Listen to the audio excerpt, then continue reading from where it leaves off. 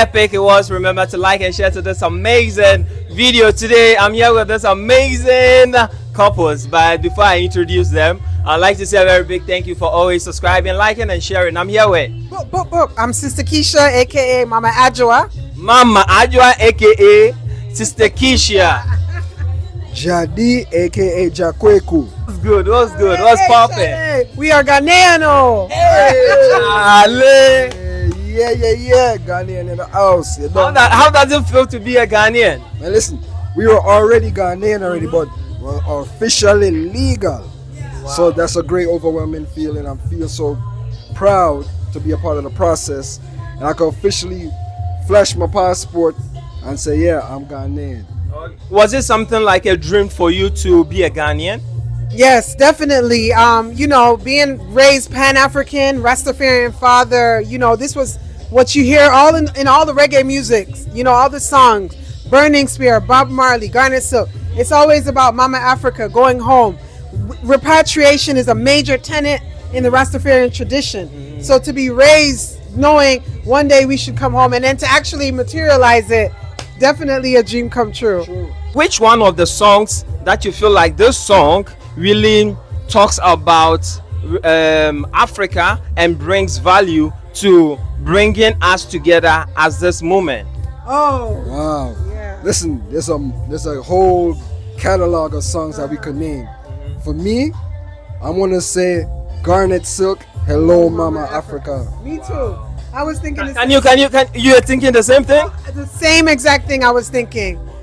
Wow. Can you sing that song? Okay. The lyrics of it. Let's go. Hello Mama Africa, how are you? I'm feeling fine. I hope you're fine too. How do you feel when you hear this type of songs? When a lot of people are talking about Africa in a bad light and listening to this kind of song, how do you feel? Well, as a Rasta man, like she's saying, coming up in the Rastafari culture, Africa is the pinnacle. Yeah.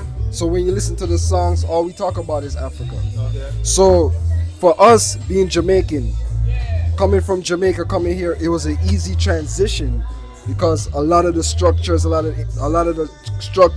lot of the places here in Ghana remind me so much of Jamaica. So for me, it was an easy transition, right? And the only thing for me is like being in Jamaica and being here. If I close my eyes, and the only thing I could tell is just by the language. But if I open my eyes and close my ears, I think I'm in Jamaica same way. So for me, it was easy. Is it really important for us to bridge the gap to understand ourselves to better of Africa? Being specific, you are in Ghana at the moment. Absolutely. We have to bridge the gap.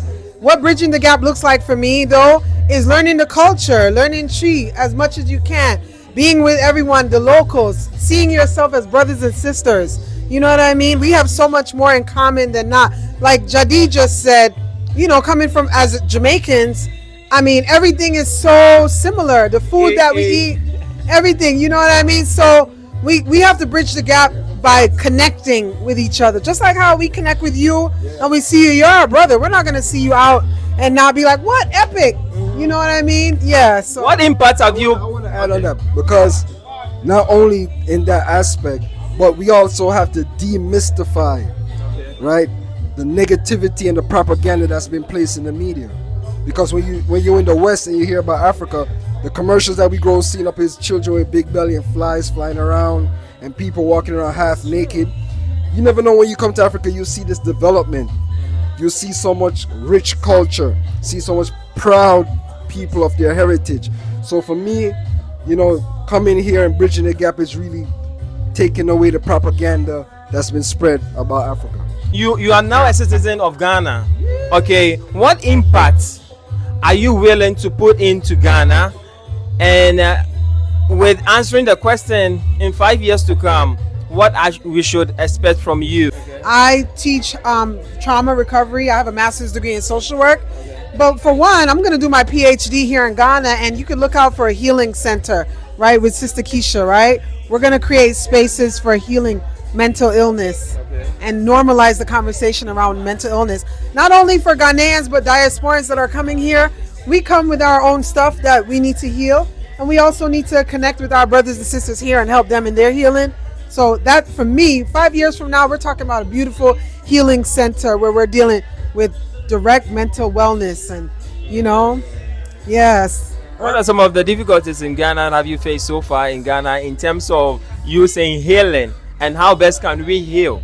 Right. So, I've been actually going out and speaking publicly at different events, and I understand that talking about mental health, in January, in the first month of this year alone, there were 25 suicides in Ghana. Wow. And there was a time when there were none, where that wasn't even spoken about. So normalizing the conversation, but I understand that it's taboo, and then I have to work my way in for Ghanaians to feel safe and comfortable even having that conversation with me. But when I go out and I speak about it, when I'm done speaking, people come, they're lined up. How can I get your number? I want more information. So they're listening, and they're more open than we believe. Wow. In terms of relationship talks, okay, a lot of people will be like, I've been in so many relationships, traveling around, and I can't hold it and all that. In terms of you guys have been together for so many years, what is an advice would you like to give someone out there in terms of relationship? Because whilst we are building the togetherness, whilst we are building, bridging the gap, relationship is the key too.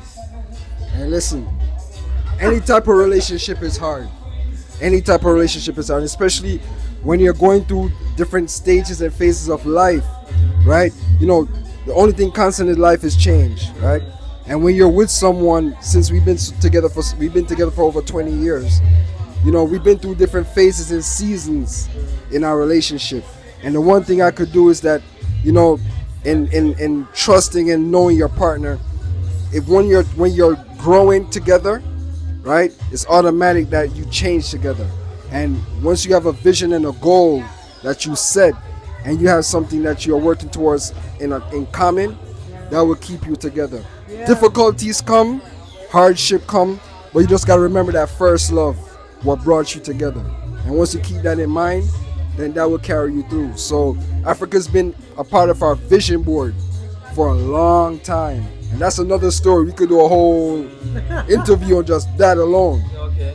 First time I came to Ghana was in 1998. And we were dating at that time. And I told her I wasn't coming back.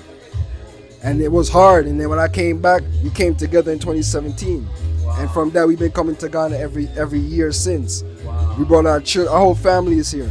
So, I just advise people, make sure that you work on all that stuff that you have in that bags that you bring into the relationship. Yeah, man. Okay.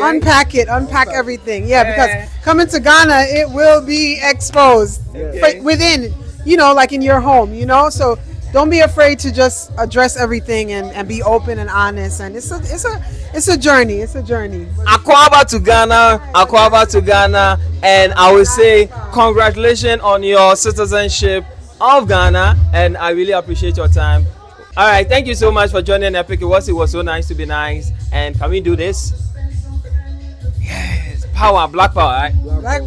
Black power.